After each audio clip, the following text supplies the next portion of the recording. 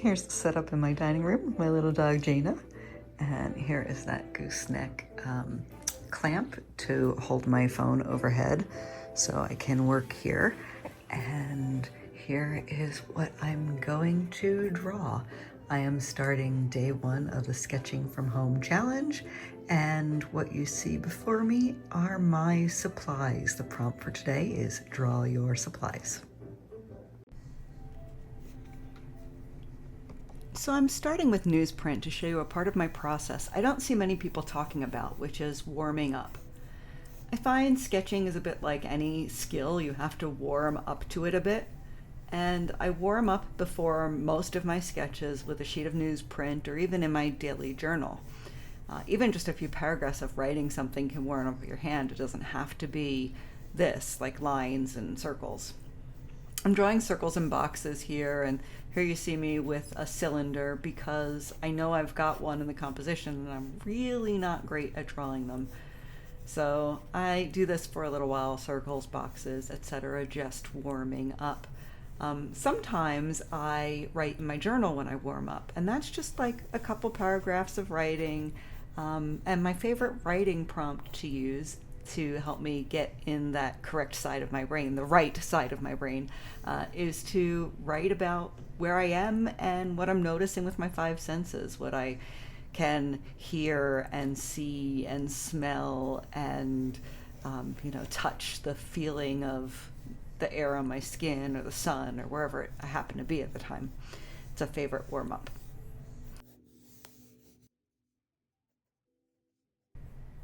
Now, this entire video from warm-up to completed sketch was about 45 minutes before editing. I didn't cut out any of my work, just the parts where things weren't happening on camera, but I did speed up the video for most of it to keep it more interesting.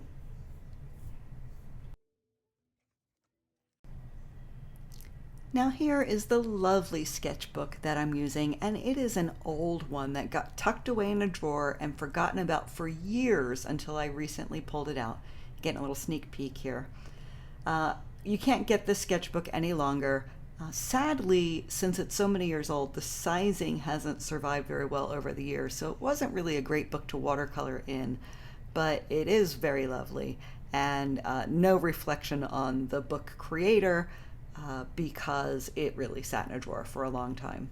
I'm about to finish it up, so there'll be a sketchbook tour video coming at some point. So I want to tell you a little bit about the Urban Sketching from Home Challenge. It was started by Taria Dawson from urbansketchingworld.com, and I'll put a link to her in the description. And she started it, I believe, during lockdown. Yeah, it was 2021. When she posted her videos. So she started during the pandemic lockdown to encourage people to continue their sketching skills even though they were at home. The idea behind this challenge is it gets people starting to get some confidence with sketching, and well, I definitely need confidence in my sketching. I also need confidence in recording my sketching. So I thought it would be a great little series to start off my Urban Sketching from Home video sequence. And I will link in my description to her playlist. She has her 7-day challenge, which she originally did years ago, and she just recently redid as well. I'll put both of those playlists down in my description, and I hope you follow both my version of her challenge as well as hers. She's obviously been doing this for a lot longer than me. So if you decide to do it, and I encourage you to because it's a lot of fun, then be sure to use her hashtag. It's in my description, 7-day USK at home. And there are no rules. It's just have fun. And even I change the prompts that she gives for the last 2 days. So my last 2 days of prompts are different from hers. Basically just have fun.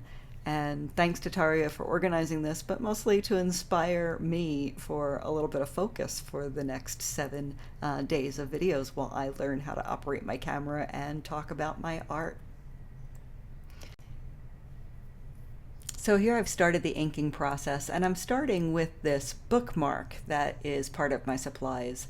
And I included this bookmark as the piece of art that I most recently had created using those supplies. There's also a dip pen there, the tube of watercolor, because this is a single color drawing, as well as a paintbrush and my water. So that's all I used to make the bookmark. So that's what I put in this drawing, so you could see the supplies that I used. I really love what I'm drawing now is it's an old vase from some birthday flowers that I got that I use for my water jar, and it's really, really pretty. You can see in the original photo that I will pop here somewhere how beautiful it is naturally. So I've been making, that piece of art is called neurographic art. I've been making neurographic art bookmarks nonstop for a couple of months now. I'm really obsessed with the process. Perhaps that's a video coming soon. So I wasn't happy with the vase. I was really wonky. I didn't bother thinking about perspective or measuring. You can see my cylinder is completely wonky. Like I said, I have trouble drawing them. So I decided that during this part, this tube of paint, I was going to slow down and try to really observe. So now we are watching me draw in real time. Yeah, I wanted to make sure. So I'm just inking. And you'll notice I started this by expanding the size and correcting the size. And I do that often when I'm inking. I try to only draw pencil in like the biggest shapes, and I'm really trying to get better about that, because I can get lost in the details, and pretty soon I've spent an hour on a pencil sketch. And it's often not, poorly observed. It takes the next time that I go back that I notice suddenly I can see things that I didn't really notice the first time. So I like to correct some of those observations when I do the inking. Sometimes this comes back to bite me in the butt because I wind up going rogue and drawing something that isn't there, or I'm too loose and I get the perspective all wrong and everything's really wonky, but it's okay, it's just a sketch. There's something very, very freeing about a sketchbook practice, because you're not investing more than a couple of hours of your life into the results. And in fact, it's about enjoying the process and not necessarily focusing out on the results. So I decided to leave just the painting, or the sketching, just the inking, use the right word, Donna, just the inking of this watercolor tube of paint in real time, so that you could see the process as I'm figuring out and making decisions and changing things up.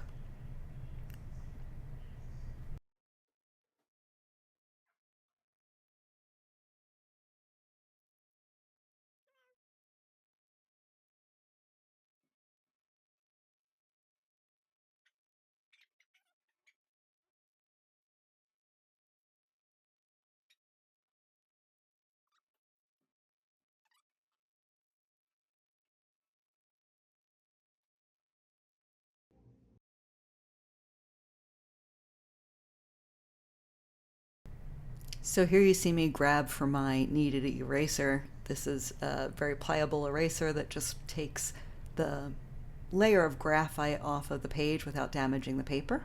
So I'm just going over to erase all of my pencil lines. If you leave your pencil lines in, sorry about all the shaking, I didn't stabilize this video. If you leave your pencil lines in, it sometimes picks up and muddies the watercolor. After I did that, I noticed that I missed a few places. So I went back in and corrected the line work in a few places.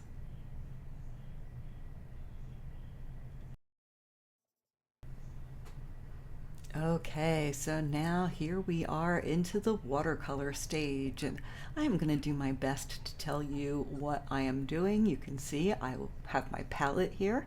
I can maybe notice what color I'm picking up and tell you what I'm doing and the decisions that I'm making.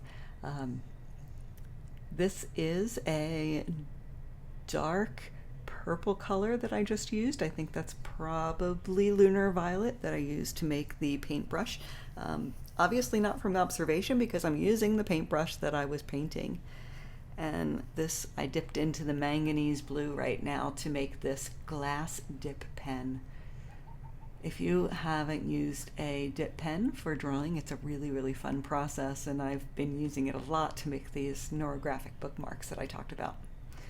That was just dipping into some moon glow because for some weird reason I decided that I had to put shadows on everything. They're poorly drawn shadows. They're not from observation. This was just my brain kicking into, okay, let's just paint this image and not observing what I see. I only did it for the shadows, and then I corrected myself. Not sure why I made the decision to do shadows here, but sometimes that happens, and now everything's got a wonky little shadow that looks nothing like it came from the same lighting source or the one in real life. So here I am in Opera Pink, which is just a lovely color, and I'm painting all these glass pieces onto the vase. You can see it there in the upper part of the screen, how pretty and variegated this vase is. So I make my orangey colors by mixing together opera pink and yellow, and that's exactly what I've done here. Little opera pink, a little of the cad yellow medium, and that makes kind of this peachy, pinky, some places you see a little warm yellow, and that is my starting layer for the vase. And then I come in here with one of my favorite colors, buff titanium. I love buff titanium for making things have a little bit of substance. It's slightly opaque, so you start to feel like there's a little body to the paint. I've been using this vase for my water jar for a long time, so it's got some stains and muck and various colors and pigments all stuck to the edge of it. So I am painting those in right now. Okay, I grabbed a color. I didn't see what it was. I think it was probably naphthalene maroon, if I recall correctly, or if I can see correctly. And then using very likely moon glow or just some dirty water that's on my palette to make the shadows in this. I usually have a puddle on my palette of something that's a fairly neutral gray that I dip into. And here I am using it again, right here. Yeah, it's got to be moon glow. This is that color that I was highlighting. Isn't that beautiful? Look at that sheen and sparkle on it. Oh gosh, I don't remember what color that is, and I don't have the tube in front of me. Iridescent violet something? I will write it in the description because I don't remember. Oh, it's a gorgeous, gorgeous color though. It makes me very happy. And even when I thought I had all of the watercolor colors that I needed, I went into an art store and walked out with this one. Here I go back in, adding a little bit of dark splotches, changing up the color a little bit of each of these pieces of the glass vase.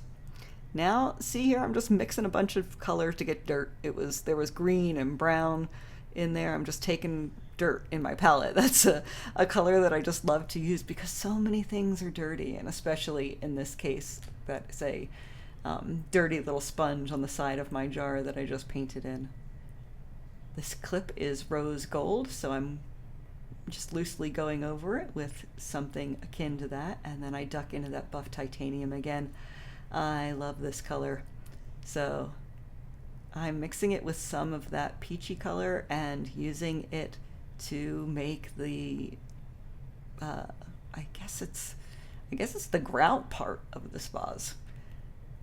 So it's good that it's a little bit opaque, and it's just going in here and making this look just so dreamy and wonderful. I really am happy with the painting portion. I kind of wish that I had taken a little more care with the drawing, as always. But the painting portion of this is beautiful with just the way, that creamy way that the buff titanium interacts and changes the look. And there I go, and adding little dots of that color into the Neuographic piece of artwork that's there on my page. It's very meta, making art from your art. And a couple of pinpoint dots. And it's a lot easier to talk about my art and my colors when I don't use that many of them, or when I'm using, dirt and gray a lot. So I think I've done it successfully. What do you think? Let me know in the comments. I wouldn't call this a tutorial at all, but I think I'm giving a little bit of instruction, right? And here is the final reveal. Just a muddy still shot, but I thought you might enjoy it. Thanks for watching, and I hope to see you in my next video, which happens tomorrow, day 2 of urban sketching from home, where I'm going to sketch, I don't remember. We'll find out tomorrow what day 2 is. Thanks for watching.